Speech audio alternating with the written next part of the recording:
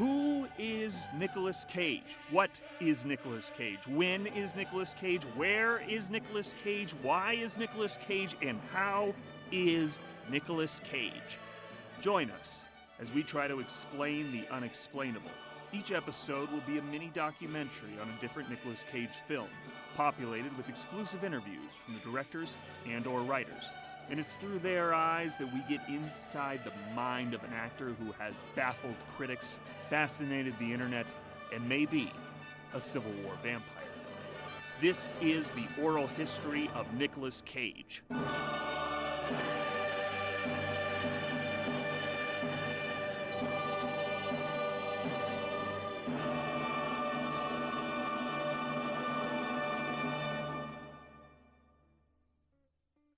Only 24 hours before its release, Nick Powell's Outcast was pulled from Chinese theaters. One of their producers reasoned that 5,000 screens simply wasn't enough, and it was better to have no screens than 5,000. He would have to wait another 5 years to direct another film, Primal, in 2019. And he would bring back his original Outcast star, Nicolas Cage, and hope to God that things went differently this time around. Director, Nick Powell.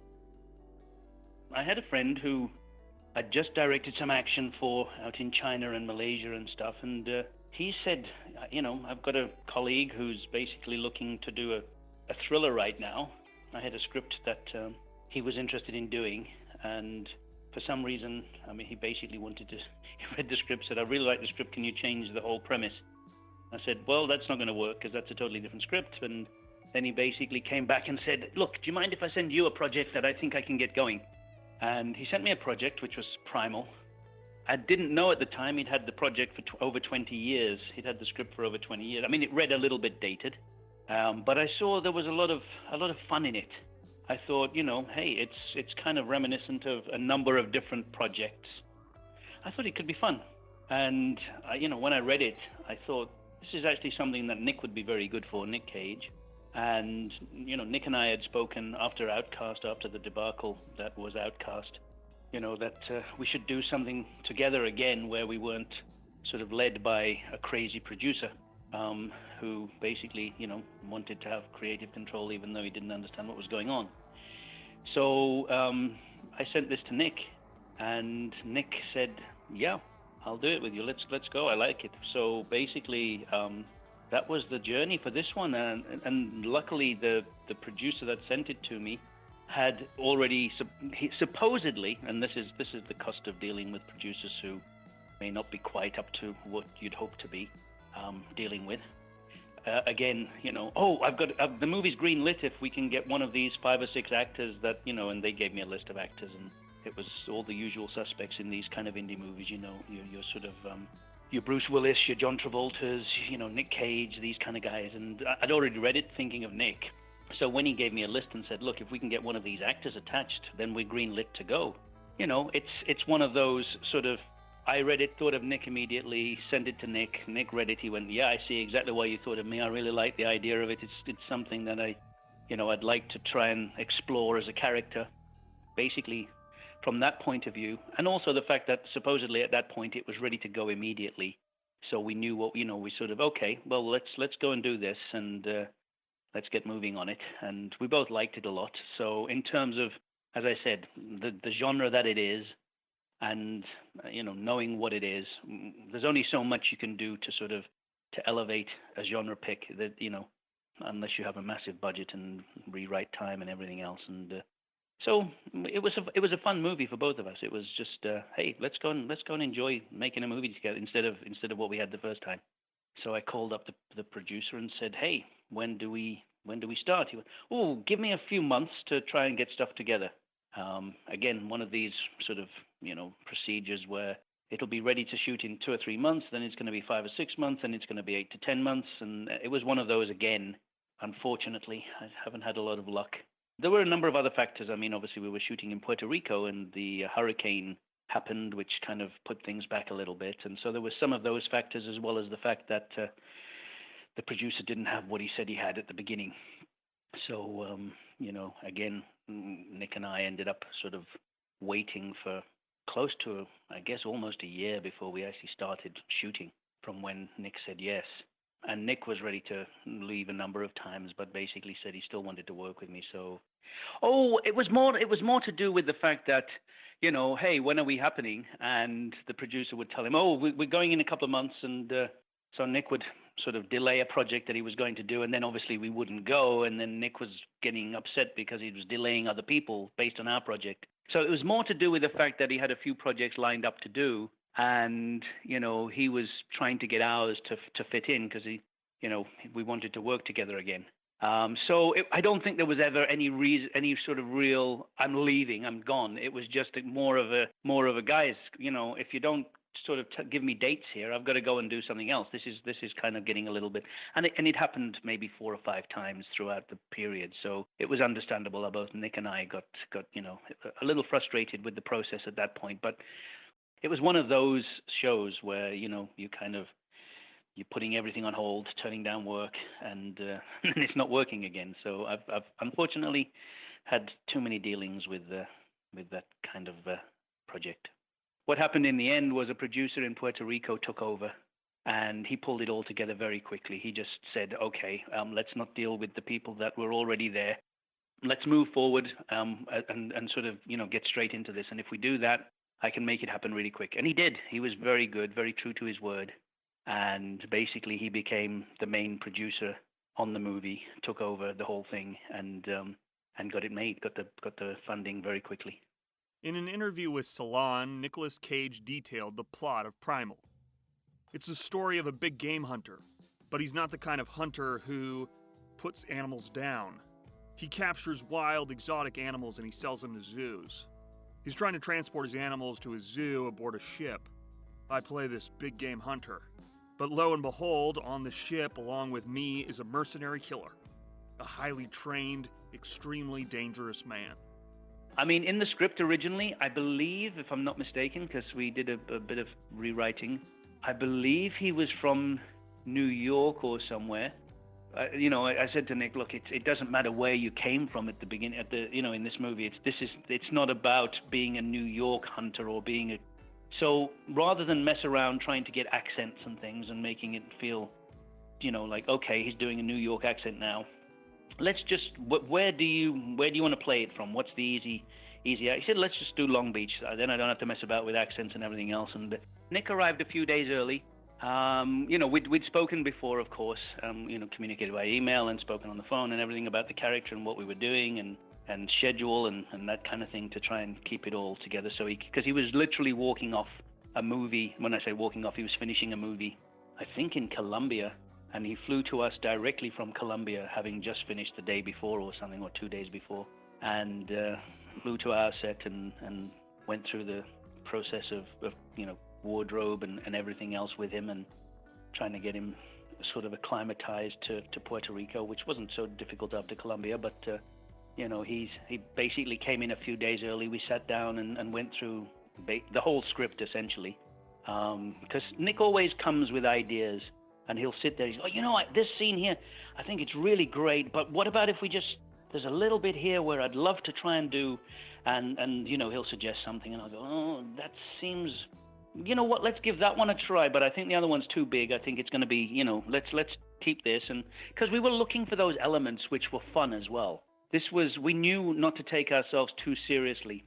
At one point, we sort of thought about swapping it all around and Nick doing that. And Nick thought about it for a few days. And, we talked about it initially at the beginning. I suggested him, obviously, for the hero role.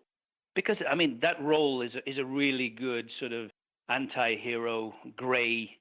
It's not a black and white character. It's very much a gray area where a guy is, he's bringing animals in illegally. And he's not a nice guy. This is an anti-hero in lots of different respects, and Nick gravitated towards that first of all.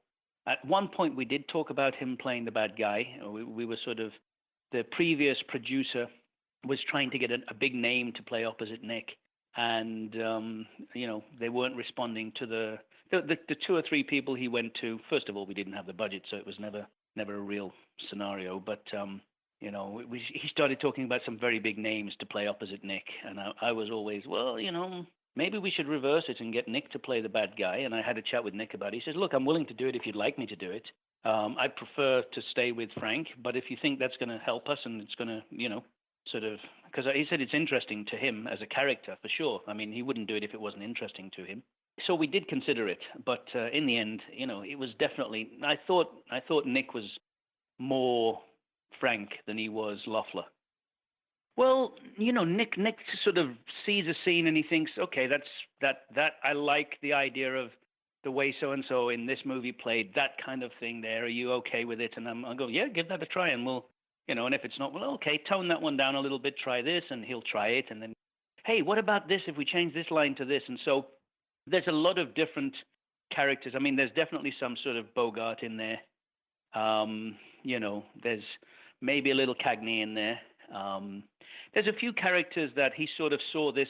This is sort of, a trapper, a hunter, an explorer, essentially. And he kind of saw those things, those older movies along those lines and thought, I think he just basically gravitated towards different aspects of different characters for different parts. I think there's different scenes in there where he's pulling something from a different actor in one scene than he is from another scene. Obviously using himself to anchor all the different elements. Yeah, I think there's definitely a bit of Cagney in there. In Cage's performance, he tried to capture the energy of Humphrey Bogart in African Queen. And one more thing. Cage. Well, I thought to myself, what could I draw on that would even remotely keep me in a fight scene with this guy? And I thought, Frank should become the Jag. He has to access his inner jaguar and go wild. Hopefully be scary and exhibit that feral ferocity.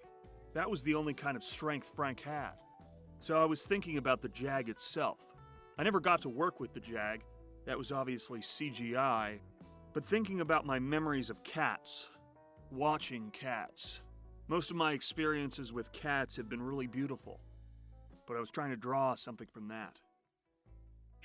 He did mention a few times that he thought, because he's been in the jungle such a long time as a hunter, and because the other kind of aspect of this movie is the jaguar, and that's the unique aspect of the movie in terms of we have a bad guy, we have a good guy, and it's about good against bad, which is not really, it's not really pure good against, but it's a gray guy against a gray guy, and then the other thing was the jaguar, and that was kind of just a pure thing. That was it does what it does because of what it is. It doesn't have a choice in what it's doing. It's not thinking. And so Nick kind of thought, well, there's going to be some aspect of that kind of a cat to his portrayal, to his a lot of actors will channel certain elements of animals and things in characters and things. I mean, when I trained as an actor, I remember doing the whole movement thing and going through and figuring out what part of certain animals you might want to pull into certain characters. And I remember having that conversation with Nick, and there were occasions when Nick was sort of channeling it maybe a bit too much, and we'd pull it back a little bit, and then there were moments where it fitted perfectly. And, it would just be a movement to the shoulders or something where he's kind of... It was one of those things where you say, let's not make it totally perceptible to an audience what you're doing, but let's try to sort of put a little bit of it in there in the background so the people who are really paying attention, the more astute members of the audience, would notice that there's something a little different about it. And how to distinguish, between all the other characters Nick plays and this character. So, Nick's played characters like this before. So how to take sort of a uniqueness to it. And I think by him thinking about what the cat might be doing or using a little element of that sort of made it stand out.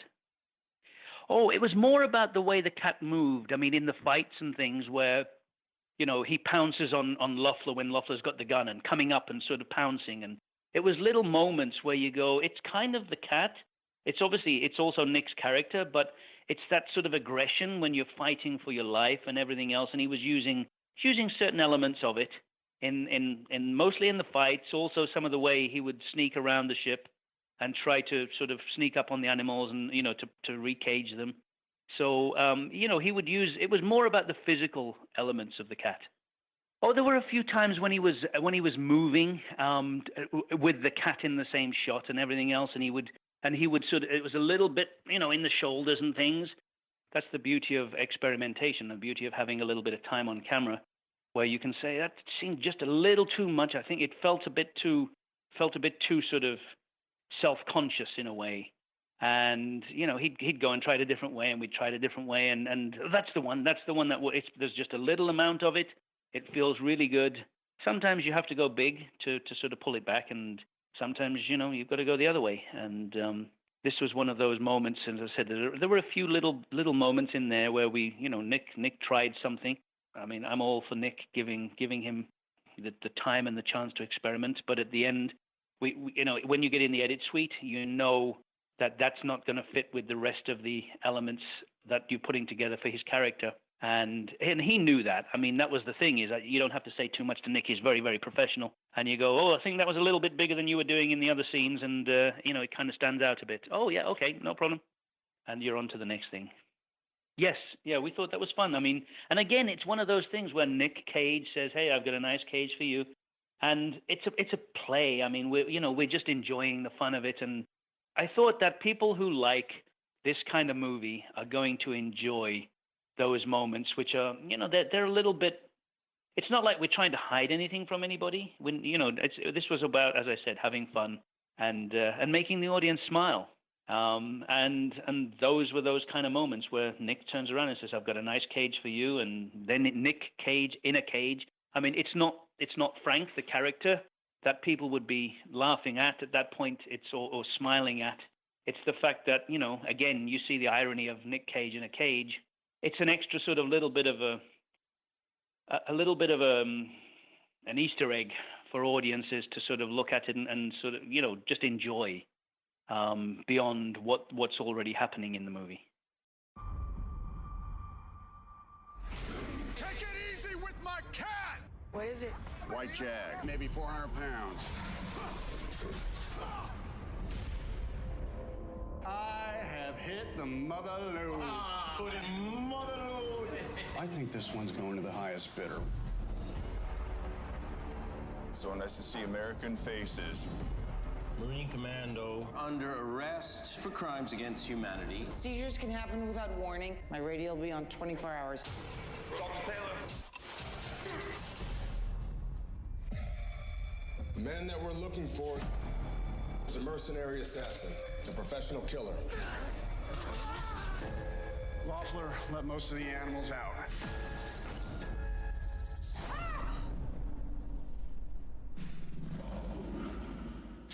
There's only so many places he can hide. Who says he's gonna hide? I'm going hunting. Government wants him alive.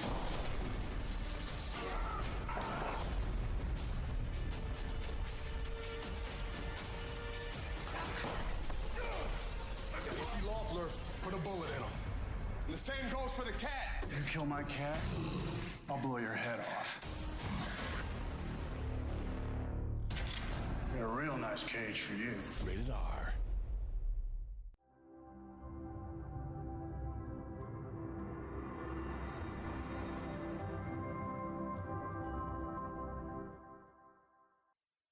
It's not been getting quite the reviews we hoped for. I mean, we knew it wasn't going to set the world on fire. It's a genre movie, but we kind of hoped that it would be seen as a fun popcorn, thriller, which is kind of what I thought people would get it, but I think only a few of the critics have actually got it. I think that was it Rex Reed who wrote a sort of a critic, enjoying what we tried to do with it as a fun element, whereas other people, it takes itself too seriously. And we actually didn't take ourselves seriously. We were trying to have fun with it, and you'll notice that in Kevin Durant's performance. You'll notice it in Nick, Michael Imperioli. I mean, Famke's character was always a little sort of straight anyway, but and the situation she was in. But I think everybody else had the opportunity with some of the lines, the dialogue, to sort of show that it wasn't such a serious movie. We were trying to have fun with it. I mean, monkeys attacking a chef in a kitchen and everything. I mean, it's fun. It shouldn't be. We weren't trying to do something that was terribly, terribly serious. Well, I think I made some of the same mistakes, unfortunately. It's not. I mean, what I learned from Outcast was, it's the people you're dealing with, and that's where the problem is on Outcast. Was there were a lot of problems at the top, and you go in with the best intentions, you try to do the best you can, and you're sort of having the rug pulled from underneath you continually by things that you've asked for on set not turning up at all, and basically being told it's not turning up, it's not going to happen, so either shoot with this or don't shoot. And so you end up, I mean, I know that people think as a director, you go in on a movie and, you get everything you need as a director. I mean, I can tell you don't, especially in these kind of movies. I mean, I asked for 35 days to shoot the movie, and I was told, yes, no problem at all. We might have to cut it down to 33 or 32 if we get stuck. Little did I know that, the production team had been told that they had to, budget it for 25. So without me knowing, I was signing on to a movie I thought I was getting 33 days for, but everyone else was already told it was only a 25-day shoot because they couldn't afford any further than that. So, sitting there trying to sort of cram what I thought was a 33, 34-day schedule into 25, you're losing, well over a quarter of your schedule. And then you're sort of trying to fight it all, fit it in, make sure you're not going too much into overtime. Otherwise, you're basically going to lose days at the end. So, you're always sort of trying to come to sort of stop the problems, put a Band-Aid on a neck wound. It's about the people around you. And once we started, as I said, we had a great crew in Puerto Rico. Line producer was fantastic. Puerto Rican producer was fantastic. But up until that point, it was a mess. And, I kind of swore I'd never do that again after Outcast. But once you're in and you're locked into something, and you're also committed with I was committed with Nick as well, and we both committed to doing the project. And, you get to that point where you sort of, you're right in there. Okay, let's do the best we can. We can do this in 25 days. You sort of, and we did it in 25 days. I mean, it would have been a better movie with an extra 5 or 6 days of shooting. There would have been better coverage on a lot of the scenes. We would have maybe had more time to breathe in some of the scenes and things. But it was, it happened, it worked, and we did it. And this is the nature of these kind of independent movies where you're trying to cram, 10 quarts into a quart box, and you've got to make it work somehow. You just have to. It's the same kind of problems, but different, on all of these movies. I mean, you're either dealing with a producer like on Outcast who wanted complete creative control, but only wanted to work for the Chinese market, to having producers at the beginning of the movie who basically were, giving you 25 days when you thought you needed 33. And so it's always sort of who you're dealing with and how you get through it. I mean, even with the best will in the world, you're going to end up with those kind of problems, and it's about sorting them out together and sort of overcoming them together as a team, because filmmaking is all about teamwork, and Nick and I now have a bit of a history, and we're already talking about maybe something else.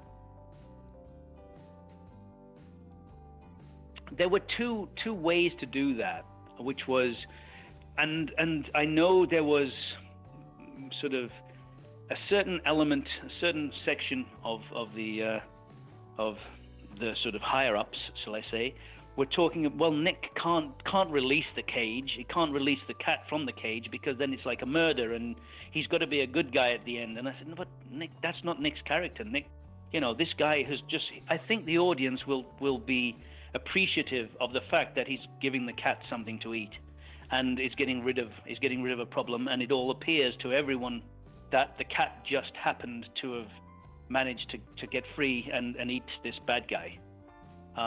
So we had, we thought about both ways, not making Nick look too bad. There was definitely an argument for both sides, but I chatted with Nick about it. My feeling was to do it the way that we did it, which was Nick basically traps him and then looks at him hanging there and goes, you know what?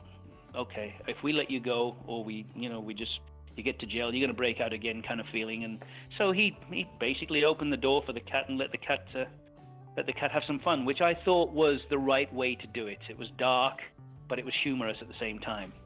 And Nick kind of, he had the script and changed a few lines here and there, and we went with what Nick came up with.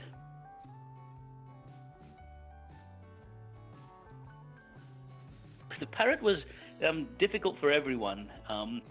We had a lot of trouble finding a parrot that we thought would work. Eventually we did. I think we flew it in from Florida.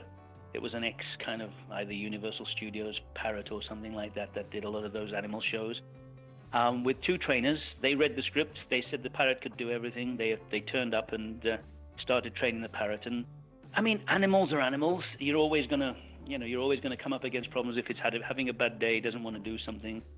So they did the best they possibly could. It's actually easier, believe it or not, dealing with CG animals, even though you're acting opposite something that's not there. At least if your timing is right, then we can put the animal in and make sure everything works. I mean, the scene with the monkeys and the chef, it was a very difficult scene to choreograph.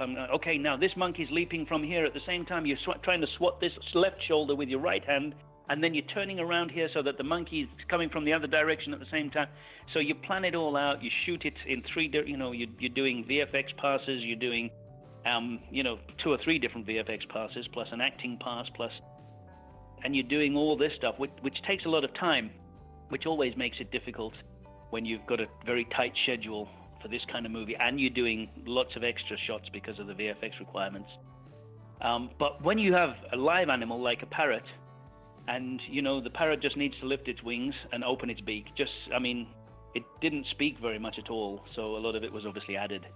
But if we can just get it to lift its wings, and it had to happen. Nick says a line, and the parrot has to lift its wings, and then Nick sort of is curious about what's going on, and so, Nick does his line, the parrot doesn't move.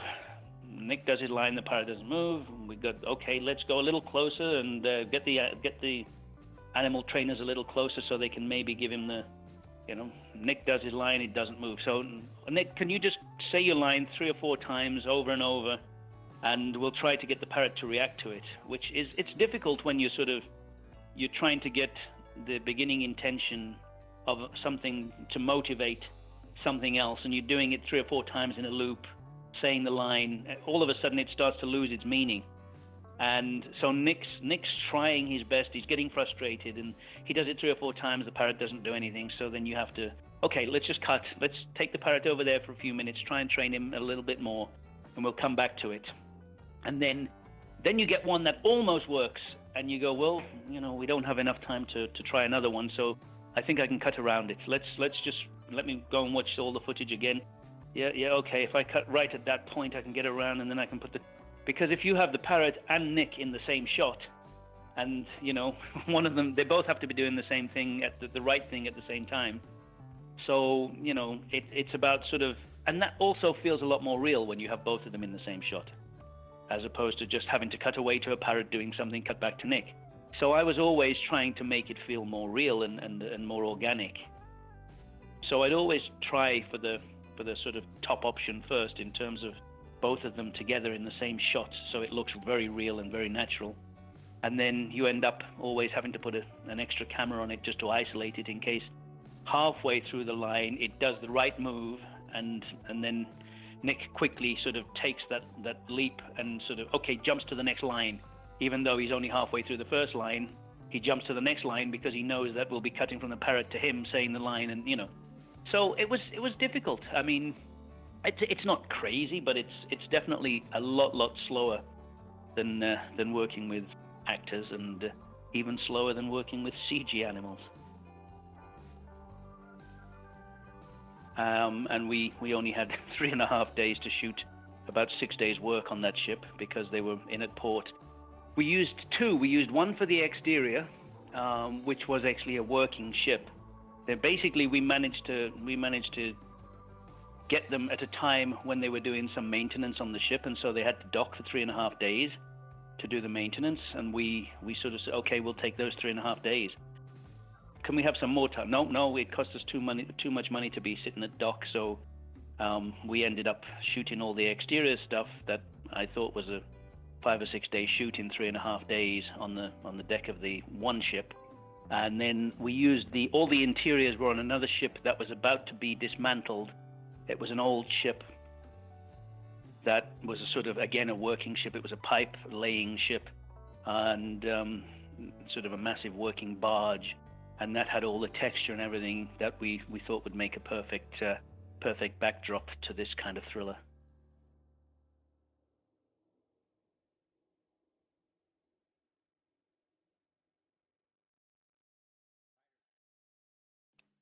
Oh, sure. Yeah. Can you tell? I guess I'm a novelist also, so I wrote all those television movies for all those years, and then I've written 6 novels, and they're fun. And one of them will come out in the summer, and 5 of them are out. And so if they go to my website, which is Rich, R-I-C-H, Leader, L-E-D-E-R.com, richleader.com, and click around and see if you can find a book that sounds interesting to you, and then read it. So 25 years ago, I wrote a movie called Persona Non Grata, and that's basically the movie that turned into Primal over the years. It was optioned multiple times, but the technology to do the animals wasn't invented, but the story was fun, so producers liked it, and they would option it, and then finally it was optioned and made with Nick Cage. I love Alien, movie Alien, and Aliens. I love the idea of being stranded in a place where something outrageous is happening and there's no way out. You just got to solve it where you are. I always thought, well, maybe one day. I guess I was surprised, sure, and elated. I guess you never really think that they're going to get made because it's so impossible to get one made. So many things can go wrong, and just the tiniest one of them can blow the whole deal apart. And so anytime your movie gets made, that's a pretty exciting, surprising moment. So the original script was a Greek freighter, a Greek tramp freighter. My research had shown that there were actual Greek tramp freighters doing exactly what is written in the script, sort of like a truck that goes across the ocean very inexpensively to move things around. So we had to turn that into a Puerto Rican ship, and that was one. And then there were the logistics of the actual location where Nick was required changes, which you expect. You have to write something. You're writing a story, you're telling a story, and then the reality on the ground is a little different than what you wrote, and that's totally fine. You adjust to the ground you're on. Once you know that this movie is going to get made, the working on it is surreal, at some point, and exciting and fun. So I think just the idea that, I'm writing a script that you're writing a script that Nick Cage is attached to, and they're outcasting it, and they're in Puerto Rico scouting locations, and then there's a shoot date and all of that. Very exciting. Any writer gets any movie made and then gets to watch it. That's exciting. The script was written in L.A. at the pier, down in San Pedro. There's a ship there, an old ship, and that's a museum now, a merchant marine ship. And I went down there to that ship every day, 5 days a week, like it was my job, like I was a writer with a job. I got up every day and drove down the 405 to San Pedro and went to the ship and paid admission to get on the ship, and I wrote the movie on the ship. At some point, they didn't charge me anymore because I was going so often. And all the old merchant marines who served, whether or not they were on that specific ship, all the merchant marines would talk to me and we spoke about the movie and what I was doing and what it was like and all that. It was a great experience to do that. So that's one that I wrote that ship. I wrote that movie on that ship. Then the second cool thing, for me anyway, is, when I wanted to know about the animals, I called the zoo in LA and I explained I was a writer and is anybody there talk to me about animals? And they said, sure, come on in. And I hooked up with a zookeeper whose name is lost to me now. He was a senior keeper. And he said, I went multiple times to the LA Zoo and would meet with him. And he would take me behind the scenes. So all the places no one gets to go unless you're a zookeeper, that's where we went. And I was really up close to animals that you never get too close to because, you're in a zoo. That was an awesome experience to walk the pathways and be behind the scenes at a zoo was really cool.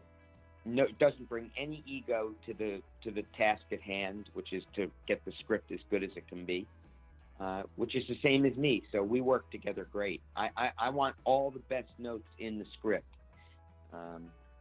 If you're the guy who's doing the writing and someone gives you an idea better than the one you had or a tweak that you wish you'd thought of, but you're the guy doing the writing, that's a great moment for you because you're you're making your script better and better. And I was doing the writing, and it was really fun to work with Nick Powell. Very smart guy. In the middle of that, there was unfortunately a terrible hurricane that ripped Puerto Rico in half. And so at that point, the thought was, oh, well, that's as close as I'm ever going to get. A movie, with a set and every cast and crew in place on set, and then the set is destroyed by a hurricane. So, you kind of think, well, I guess that's just not meant to be. But everybody wanted to make the film because it's really fun. And so they all stuck in there and hung around, months and months later as power came back on in Puerto Rico, they reassembled and shot the film. I think there are many stories like that. It's always crazy. It's next to impossible to get a movie made. And it's no one's fault. It's just the nature of it. And so when it actually does happen, it's miraculous.